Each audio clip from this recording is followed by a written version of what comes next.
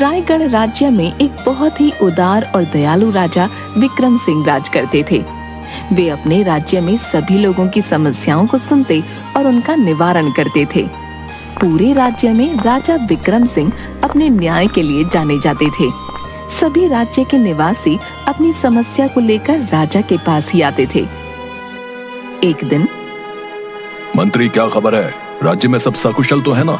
पड़ोसी राज्य की कोई खबर या कोई सूचना? जी महाराज, अपने राज्य में सब सकुशल है और पड़ोसी राज्य में भी अभी शांति है। परंतु महाराज, एक दुखद सूचना है। क्या कहा मंत्री? दुखद सूचना? आखिर क्या है सूचना? बताओ हमें। वो महाराज, कल रात एक राज्य का निवासी महल के बाहर आया था। वो बहुत ही दुखी प्रतीत हो रहा था महाराज। उसकी इच्छा आपसे मिलने की थी महाराज, परंतु हमारे सैनिकों ने उसे महल के अंदर आने नहीं दिया। क्या कहा महामंत्री? कोई दुखी व्यक्ति, वो भी हमारे ही राज्य का, हमारे महल के द्वार पर आया था और उसे अंदर आने नहीं दिया गया? आखिर क्यों? सैनिकों को बुलाया जाए। तभी 2 सैनिक महाराज के पास आते हैं। बोलो सैनिकों, क्यों तुमने उस व्यक्ति को अंदर आने नहीं दिया? महाराज, हमें क्षमा कर दीजिए। हम तो आपके ही आदेश का पालन कर रहे थे। आप अपने कक्ष में विश्राम कर रहे थे और विश्राम करते समय हम आपके कक्ष में नहीं आ सकते थे महाराज, इसलिए हमने उस व्यक्ति को अंदर आने नहीं दिया। जाओ महामंत्री, और जाकर राज्य में उस व्यक्ति को ढूंढकर हमारे सामने लेकर आओ। जाओ। जिसके बाद महामंत्री सेना की एक टुकड़ी के साथ अपने राज्य में उस व्यक्ति को ढूंढने निकल पड़ते हैं कि तभी वो देखते हैं कि गांव के बाजार में एक छोटी सी कपड़े की दुकान के पास उन्हें एक आदमी सोमू काफी दुखी दिखाई पड़ता है, जो बहुत ही उदास एक जगह पर बैठा होता है। जिसे देखते ही, ये देखिए मंत्री जी, यही है वो आदमी जो उस दिन महल में आया था। चलो हमारे साथ, तुम्हें महाराज ने बुलाया है। क्या सच में महाराज ने मुझे स्वयं बुलाया है? मैं कब से उनसे मिलने की प्रतीक्षा कर रहा था।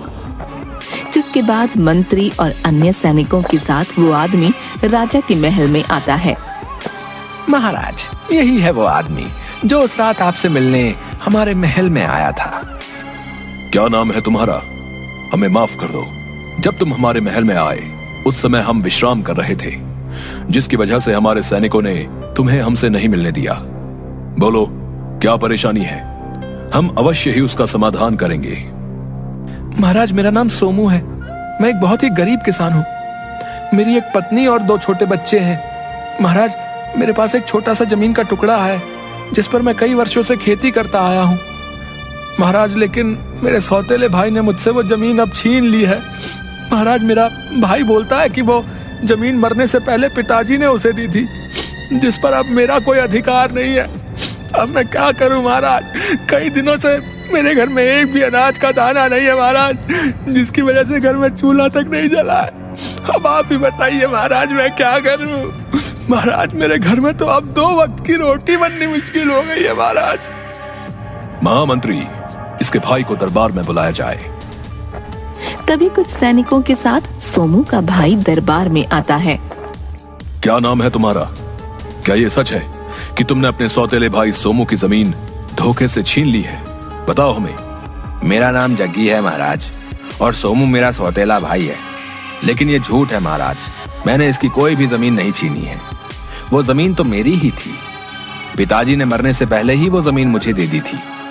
मैंने वो जमीन इस सोमू को सिर्फ खेती करने के लिए ही दी थी, लेकिन अब ये उस पर अपना हक जता रहा है। अब आप ही कुछ करिए महाराज। दोनों की बातें सुनकर विक्रम राजा बहुत सोच में पड़ जाते हैं। महामंत्री, इन दोनों को सबसे उत्तम फसल के बीज दिए जाएं। राजा की ये बात सुनकर दरबार में उपस्थित सभी लोग हैरान हो जाते हैं। अरे भाई, आखिर महाराज करना क्या चाहते हैं?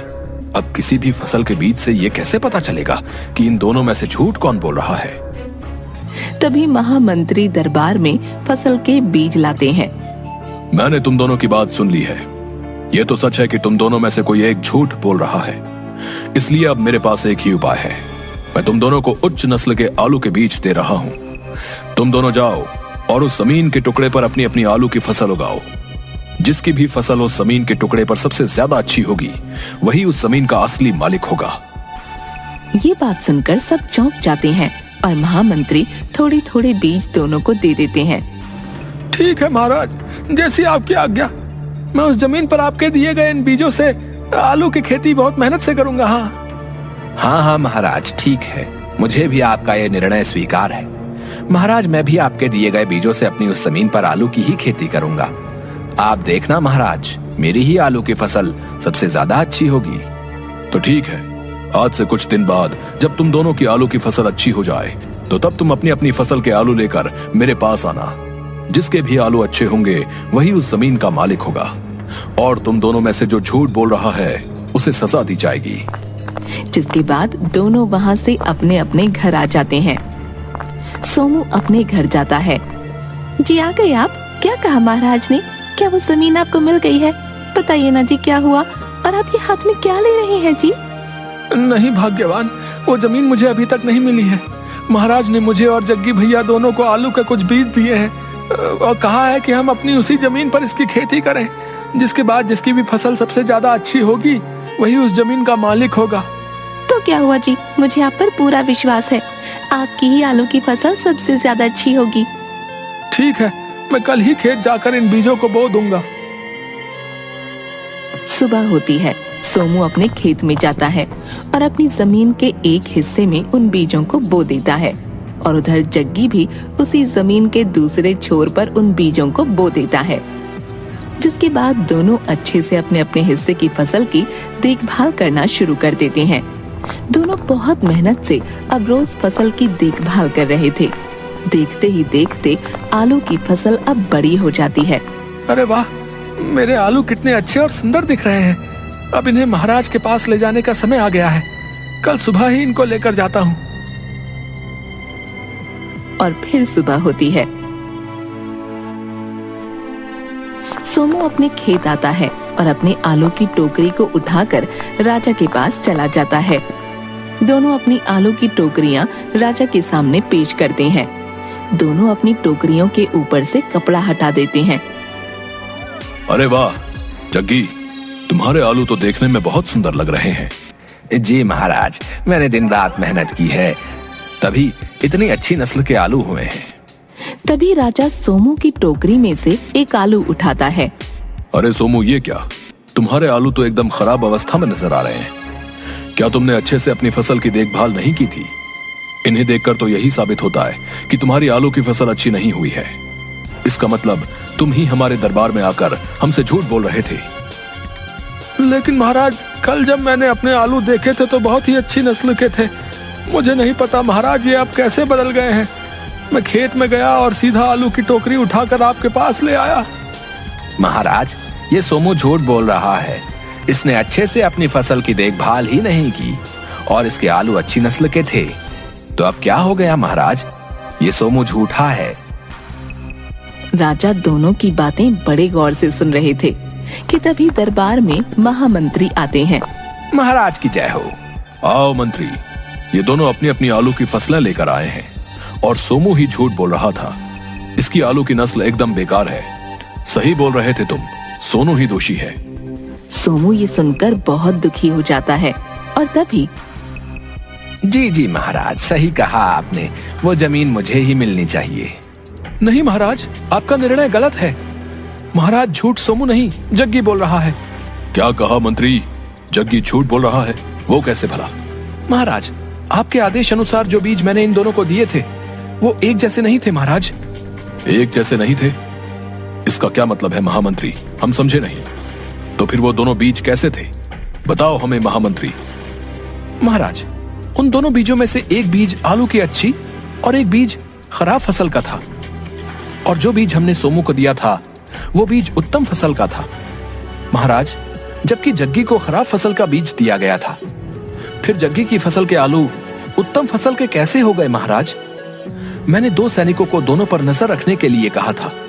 तभी महामंत्री ताली बजाते हैं। तभी 2 राजा के सैनिक दरबार में आते हैं।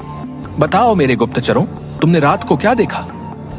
महाराज, कल रात हमने देखा कि यह जग्गी अपनी उसी जमीन की तरफ जाता है जहां इन दोनों ने अपनी अपनी फसलें बो रखी थी, और सोमू की फसल के हिस्से में जाकर जग्गी अपनी आलू की टोकरी से सोमू की आलू की टोकरी बदल देता है।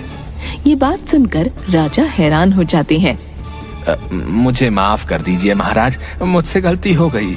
महाराज मुझे माफ कर दीजिए। ये सच है महाराज, पिताजी ने वो जमीन मुझे नहीं, इस सोमू को दी थी।